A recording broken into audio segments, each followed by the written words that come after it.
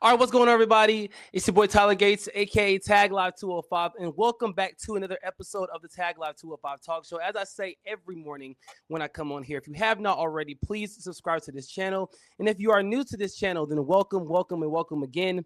Joining me this morning, I want to welcome in a man whose voice resonates not only with me, but with Hawks fans everywhere. The soundtrack of Atlanta basketball for decades, the television play-by-play announcer for the Atlanta Hawks, Bob Rathbun. Bob, thank you so much for joining me this morning. Tyler, it's a pleasure. Good morning to you. Good morning to you as well.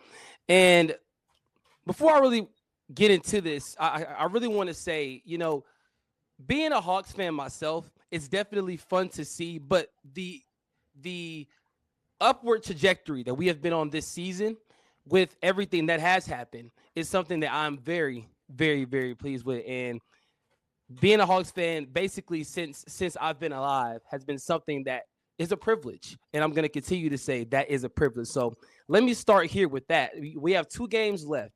The postseason implications are everywhere, as we know.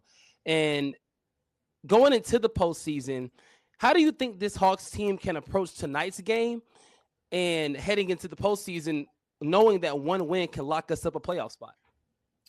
Well, that's the main charge tonight, is to get the win and then let the chips fall where they may. If the Hawks win tonight against Cleveland, they will finish either 5th or 6th, and they will win the Southeast Division Championship, which is a very important piece. Not many people talk about it, but when it comes to multiple team tiebreakers, it is the number one tiebreaker, the division champion. And the only way that we're going to be in a 3-way, we'll be the only division champ in that. So it's very important to have that in your back pocket come Sunday if we need it. Now, the way it's shaping up, it looks like it's going to be decided, 5th and 6th will be decided between Atlanta and Toronto. And because the Hawks lost the season series to Toronto, if we do end in a tie, they will get the higher seed. But the number one thing tonight, Tyler, is just to get the win. We've had 2 very tough losses this week, Monday to the Knicks and then Wednesday night at Cleveland. So close, just a handful of possessions would have put us over the top. But you got to take care of business at home tonight and get that playoff berth clinched. Absolutely, absolutely. And it's everything you said. The playoffs are very important, especially down this home stretch. Just get the win. That's very important for us, is just getting the win. Now, when it comes to this season, we know that it's been full of ups and downs, especially with the word trade and new acquisition being in place. So the turning point, obviously, where the trade deadline moves, approaching the trade deadline as well. So from your vantage point, did those trades, do you think, redefine who this team is heading into the postseason? Oh, there's no question. I mean, it all started with Trae, but that was in early January.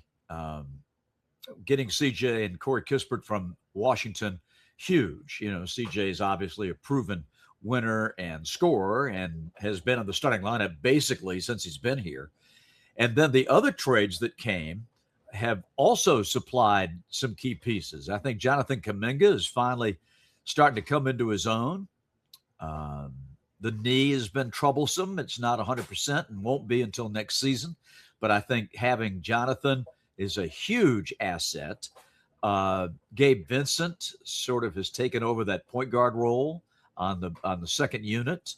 I think that's key. You just keep going on down the list. Jock Landale was a tremendous acquisition. We needed a backup center desperately, and such a shame that we've lost him, and probably for the playoffs. I don't know that he's going to be able to make it back next week. I think if we can win tonight and secure that playoff spot, we know we'll have a full week off before we play next weekend. So that would give us another 5 or 6 days to work on Jock's ankle to see if we could get him back. They did acquire Tony Bradley, who played in Game 7 of the NBA Finals last year for Indiana and was instrumental in guarding Mitchell Robinson when they beat the Knicks in the playoffs. So to have him around next week is going to be crucial as well. Poor Tony hadn't touched a basketball in about 2 months, and we're asking him to come in here and get ready for the playoffs. But I think he's up for it. But I think everybody that's come in Tyler, has really not only aided the Hawks on the court with what they've been able to do as players, but they've also retooled the entire attitude of the team. It's much more collegial. This is more like a college team. It's one for all for one. There's nobody is above the team. Nobody's going for their stats, stuff like that. We're just out there to win. And I think the veterans sort of told the younger guys just that. Like, we're here to win. We have won in the past. Gabe Vincent's been in the finals. They want to go out winning. They want to make the playoffs. So I think that vibe sort of went through the entire ball club, and you're seeing the benefits of that. No, absolutely, absolutely. And speaking of the team in general, one thing about this team that I learned this season, especially post trade deadline, is that we will not give up. We just won't go away, and that's something that you're going to need in the playoffs, especially with the matchup that we have tonight against the Cleveland Cavaliers, who we faced a couple of days ago, and it was a heartbreaking loss, definitely. So how do you think, how important, rather, is tonight's game, especially when you take into consideration that we may face them in the playoffs? Yeah, I don't put a lot of stock in that. I think the big thing is to win. They just got to get this done, and I think tonight's the night. You'd love to do it in front of your home fans and not have to put all your eggs in the basket on Sunday at Miami. The thing about the matchup, Cleveland is sitting three key guys tonight. Mitchell's not playing. Jared Allen is not playing, and somebody else I've forgotten right now. But Sam Merrill. So three of their guys are out. So you can't really say it has any playoff implications. And the other thing about it, like the other night, we did some things defensively that we will not do in the playoffs. The way we defend Donovan Mitchell, the way we defend James Harden, that's going to change come playoff time. You don't want to show all your cards, right? In a regular season game. So I, as fans, just kind of put that off to the side. Let's just focus on winning tonight, get this done, and then we'll worry about who we play. If we finish sixth, it's going to be the Knicks more than likely. I don't think they can catch Boston. Boston's got New Orleans tonight. They'll beat New Orleans. Yeah. And that'll clinch second place. So New York's going to finish third. And if we finish sixth, we got the Knicks. So throw all that stuff out. Just get the win tonight. Absolutely. Absolutely. Just get the win. And this era of Hawks basketball that we're excited to bring in, you've seen a lot of eras over the years. And this era is what fans who I've talked to would kind of claim as the Jalen Johnson era. And I've seen how the signing, how Nickeil Alexander-Walker, it's one of the best signings, free agent signings in Hawks history so far, especially how he has elevated his game to another level, being alongside Jalen Johnson and having Dyson Daniels and Onyeka Okongwu to give the ball to, and not only emerging as the central pieces of the team, but you see how the core is starting to bond together. Like you said, it's collegiate, all for one and one for all. Are we officially witnessing the next identity of Hawks basketball, you would say, with this core? Oh, I think so. And it's still building. It's still transforming. One of the biggest keys to this rebuild has been our general manager, Ansi Saleh. I was talking to Kenny Atkinson, the Cleveland coach. Of course, Kenny and I have known each other forever. I broadcast his games in college, and he used to be an assistant coach here with the Hawks. So we're pretty close. And we were talking about the Hawks turnaround the other night before the game, and he said, when I was assistant at Golden State, he said he fell in love with Ansi. He just thinks Ansi is a terrific basketball mind, very smart, very cagey. And look at the moves, Tyler, that Ansi has made since he took over just a year ago. The summer swindle of that New Orleans Pelicans pick, which might be a lottery pick, will be a lottery pick, and it might be a top 5 pick, is a stroke of genius. And we're going to get the better of the picks between Milwaukee and New Orleans. So we got really 2 swings at a top 5 pick.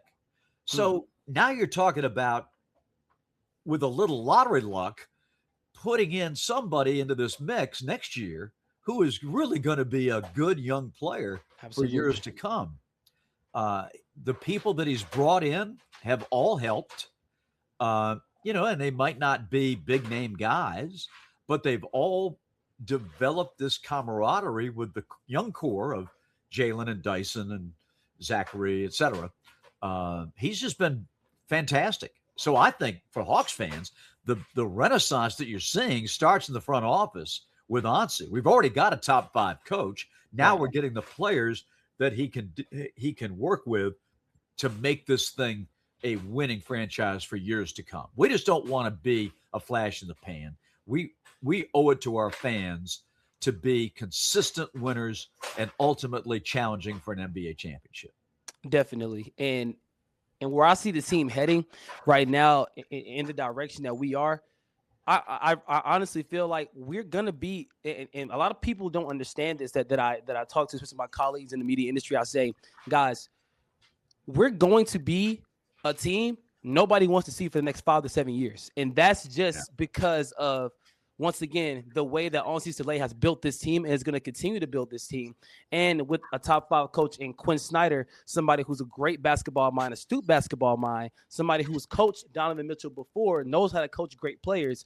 So from that standpoint, I love everything about what we're doing right now. And before I let you go, Bob, this is something that really resonates with me. I have to ask you this. One of my core memories from you is when I was watching the Orlando Magic game years and years ago, and Joe Johnson had the ball. It was tied at 84, and he went for the game winner, and he missed it. And you said, Josh, follow Josh Smith. That is the greatest moment I think I've ever seen. Like that's my favorite Hawks moment right there. So I think for you, what can you kind of take me through after coming out of that timeout, if you can remember, take me through in that moment, what were you expecting? And we all expected Joe Johnson to get the ball, but did you expect him to miss the shot? And did you expect Josh to follow it up? Well, no, I would never expect Joe Johnson to miss a shot. One of my favorite players, and one day soon we'll have his number 2 hanging in the rafters at State Farm Arena. 6-time All-Star for us, all coaches' choices. So that shows you the respect that he had around the Eastern Conference. Joe's a Hall of Fame player, so I would never expect him to miss. But when you had a guy that could, jump out of the gym to clean things up, that was great. And, you talk about those two. I think back not so much to that game, but to the Boston playoff series in 2008 when the Celtics won the championship. And we ended up, it was a 1-8 matchup. We just barely made it into the playoffs. And that Boston team went on to win the championship. And we took them 7 games and won all 3 games here at home. It was Phillips Arena then. And I swear, Tyler, to this day, even with the Trae run to the Eastern Finals, the 60-win team, all that, I swear the arena has never been as loud as it was for those 3 games against the Celtics. We hadn't been in the playoffs in 10 years. Our fans, I think, had a lot of pent-up emotion and, of course, playing the hated Celtics. And for whatever reason, this place exploded. And plays like you're talking about with Joe and Josh happened in those 3 home games that we won all 3. And we were down in the fourth quarter in all 3 of those games and rallied to win. So that's when I think of Joe and Josh, I think of that Boston series. I think number 1. Definitely. Well, Bob, it's always a pleasure to definitely hear your voice and have you come on and give insight. So thank you so much. Thank you so much for joining me today. And thank you for being a Hawks fan. Tyler, if you're a Hawks fan, you go straight to heaven. So it doesn't really matter. You're locked and loaded for the afterlife just by being a Hawks fan.